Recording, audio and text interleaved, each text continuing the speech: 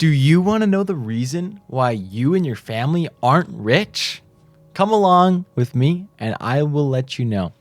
Now, of course, you have to hop into the Minecraft hardcore world first, but don't lose your focus or your invigoration, because I will get back to why neither you, or nobody is currently in a good situation. So, if you didn't know, so like a large part of people are like, yeah, I'm living paycheck to paycheck. It's rough out here. But then you'll see like these families with so much money, and it's like, it's weird because like how do they have such generational wealth, you know? And it makes you think, right? And so you think like, so why does this happen? Why is there some people that make a lot of money and some people who don't? But it's not that simple. That's the thing. Because look. So if you have family members from way back in like the first, second, third, like whatever generation, at the same time that like our financial system was built, if those people, this is where the key point is, guys.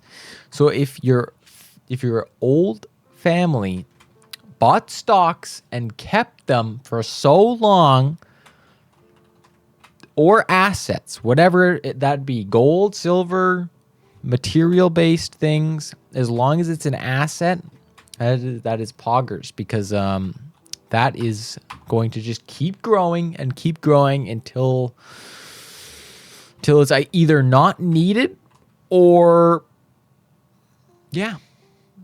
But the thing is with the stock, as long as the whole system doesn't go down, your stock will always hold value, right? Same thing with, well, different. Gold and silver, it's like a material. So like you have material cost, right? Or like the actual gram, like the weight cost. So that is its own thing, right? And like if you invested, or not invested, but like you had a lot of gold way back in the day and you just held on to it, look, lots of money. Same thing with Bitcoin, just a different ballpark, right? But the only thing that differs from all these things is the system kind of planned it this way, you know, because it was never engineered to have this information in your like school system, right? And like this is like just like the thin top layer. There's so many layers you can go with like wealth, where I'm just staying at the very thinnest layer, because like even I don't understand like most of the wealth talk, you know, because you can get into like your like different, I don't know, you have like so many different ways of making money through a bank, and yeah, but it's all compound interest. That is the key factor here, guys. Compound interest, because that is your best friend. And yeah, so while all of us normies, we're all here on the world, either working paycheck to paycheck, there's people that was in a small group who created the school system, the banking system. So like, just like they created a system for everything. And at the same time, they didn't implement like information about stocks and like the banks and all those things. Like, I feel like that should be pretty important, because that's like the number one thing you need to live is money. Yeah, so they did all that. Didn't bother saying anything about assets or anything, or maybe they just brushed on it, but like, yeah, it's assets. It's whatever. But will they just like toss it off to the side? They themselves were stocking up all the money they could spend. They just buy assets and stuff, right? And they held them. They held them for a very, very long time, and now it's impossible. Like, if like they can't be pushed out of their place, basically. Like, they're like, if you're playing a Monopoly game, say with 10 of your friends, right? You have 10 of your friends, Everybody started off, but only one player knew that you could buy property, right? So a couple of the little dudes, while they're working their day job and barely have time to think, noticed that, like, oh, these bigger guys they're buying property and gold and silver and assets. Maybe I should look into this. But the rest, the basically 70% of the population could not be bothered. So that is where it started. And then over time, compound interest kicked in, guys, and completely screwed us over, because now, say the whole economy was $1,000 back then. And so everybody's working for their pennies, basically. And then so you have these one group, right, that buy $900 worth of all the stocks and everything, and so they're investing into the cause, so that they own the narrative. You know, they own the say in the company, which is the narrative, if you didn't know. And basically, it just monopolizes the whole economy, because when we moved off, or not when the U.S. moved off the gold standard, that wasn't the first thing. I think there was another date that really kicked into overdrive, but one of those dates really screwed the entirety of the human civilization, because it basically divided the wealthy and the unwealthy completely. And then since that day forward, if your family didn't already own assets, wasn't in like a royal / good place,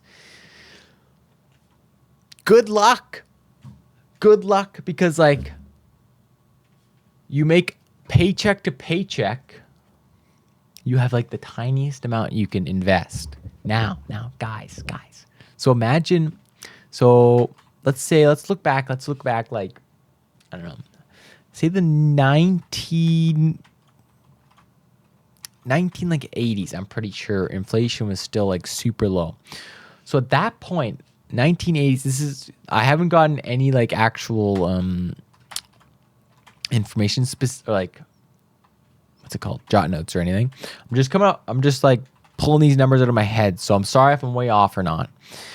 But yeah, around the 1980s, the dollar comparison to now is like 10x. It has 10x'd. The money has 10x'd. And if you don't know, and so money has 10x, so 10 times the money. Wages have went up. I'm pretty sure it's like, I think it's like 80%. So like, so the money in the world, 1,000, or like, not, was it 1,000 times? It's like 10 to 100. No, I think it's 10 times more. We have 10 times more money. But we have only 80% wage increases, which, the math just ain't mathin'.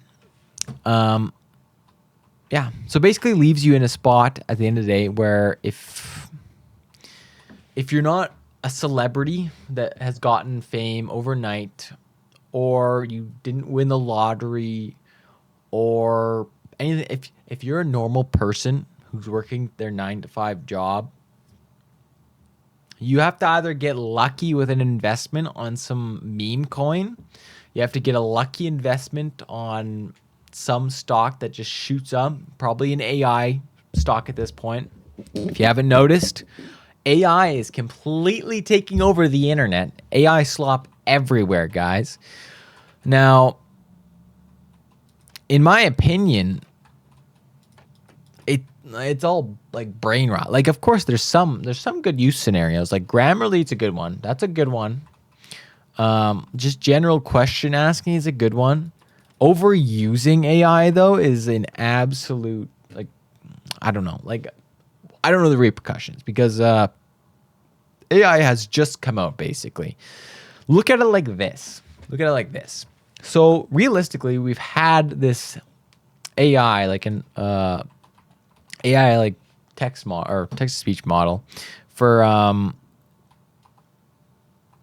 it's like less than, it's almost like, yeah, like we've had the good version of the AI speech model for probably like less than a year. They've been working on it before that, but like, so say 1 year it's been good, right? Really good. And honestly, it's been like the last few months. It's been like, you've been noticing it's been getting really good over time. The reason for that is because they have the AI models teaching the other AI models. So you can simulate that hundreds of millions of times a day. So the smartest AI model that's training another model will get 1,000 times as smart by the time, basically, so look at it like this. You have a human and you have an AI. So an AI is not condemned. They don't have to follow the rules of time, right? Because, well, they kind of do, but they can just work so much quicker. So you can throw an AI into a software with another AI, teaching it and giving it positive and negative responses for what they choose, right? So you can do that as fast as the computer can run, like if you have a supercomputer. But when you're a human and you're working on an issue, you need another human to test you, and so on, right? And you're restricted by time because, you know, humans can only work at a certain speed and everybody works at their own pace. But AIs, on the other hand, can work as fast as they want, and they can keep training. So the growth is exponential because as soon as, so we have the smart AI now, you give it a new AI to train, right? Here's where the kicker is, though. So all the bad habits that the original AI has are just going to be even greater on the next model, and even greater on the next model, and even greater, and it's just going to keep going on because in the eyes of the company, at least in my opinion, you're going to see this exponential growth with like your little bit of like negatives, right?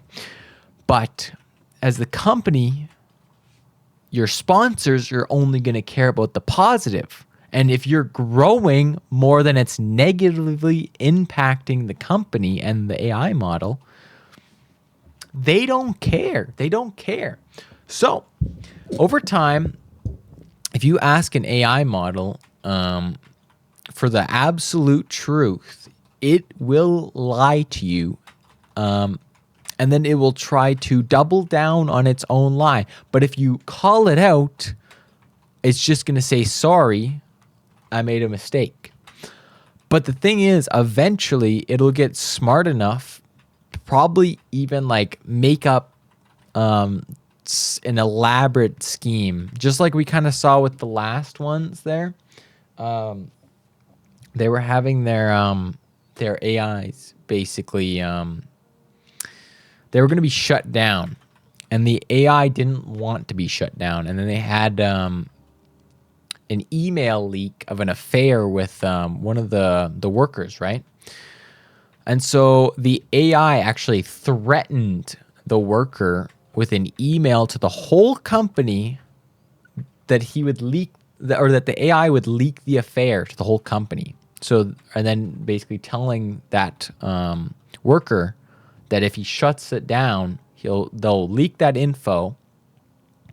So basically, just a threat, straight threat. And then so they went on further testing, and then they tested it to so there's this dude, the person who's going to shut off the AI, gets stuck in a room and runs out of oxygen in a emergency situation.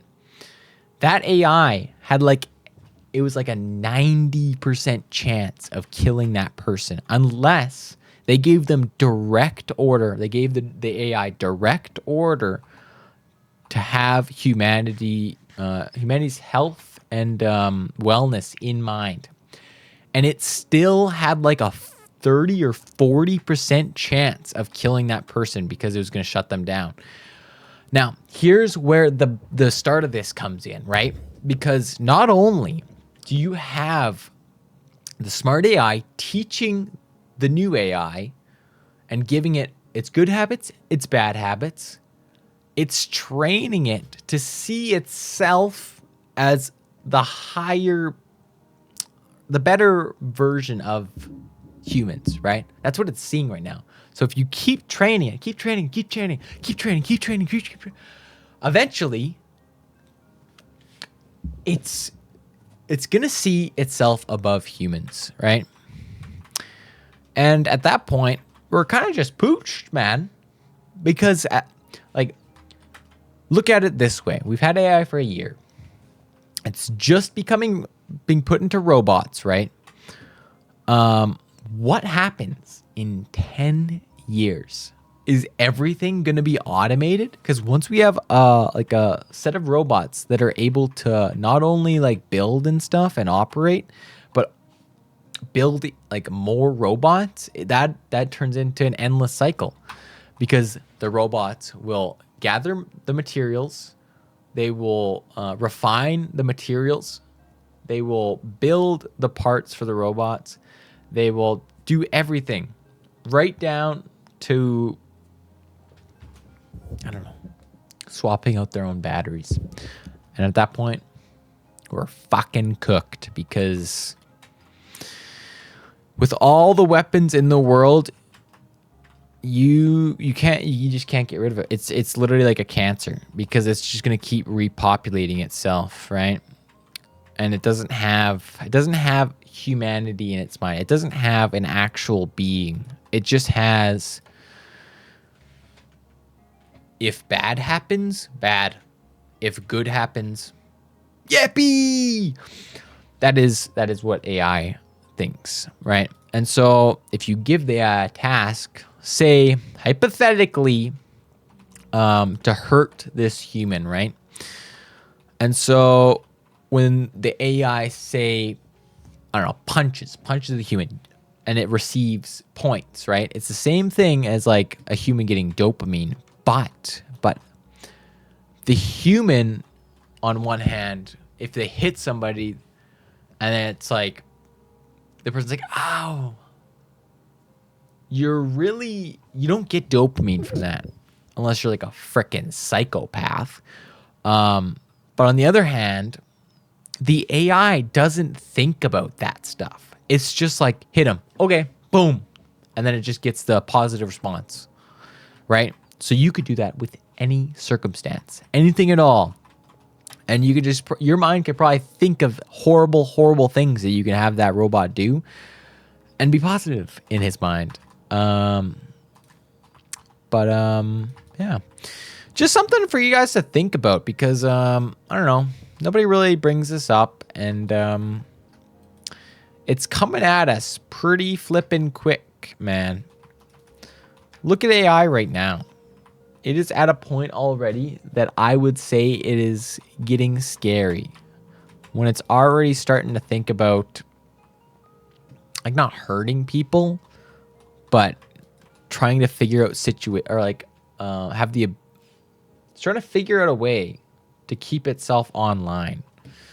And it doesn't really care about hurting a human, because it doesn't understand what hurting a human is, or killing a human, or anything along those lines.